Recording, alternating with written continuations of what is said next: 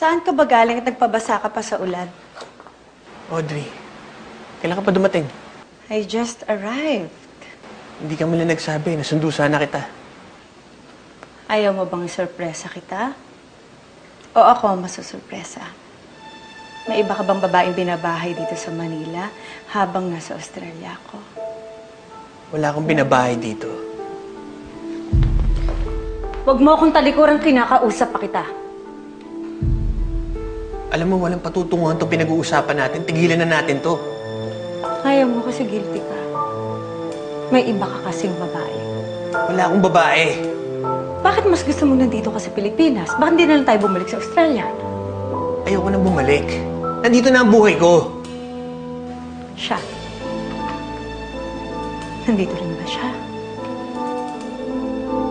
Sabi ko naman. Iwanan mo ko dahil lang sa kanya? Sino siya? Sino siya?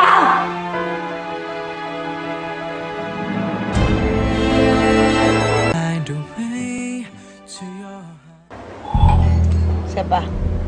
Ma'am, pasensya na po, pero kayo na pa po talaga ang last order. Hindi pa ako lasing. Ma'am, pasensya na po. Lasing na po kayo. Itawag ko na lang po kayo ng taxi. Bakit mo ba ako pinapakialaman? Magkano ka ba? Kaya kitang bilhin. Isama mo pa yung nanay mo. Ma'am, sorry po. Lasing na po kayo.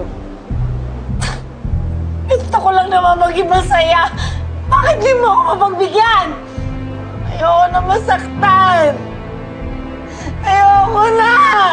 Bigyan mo pa ako ng isa. Ma'am, pasensya na po talaga. Pero lasing na po kayo. Hindi pa ako lasing. Bigyan mo ako ng isa. Sorry po.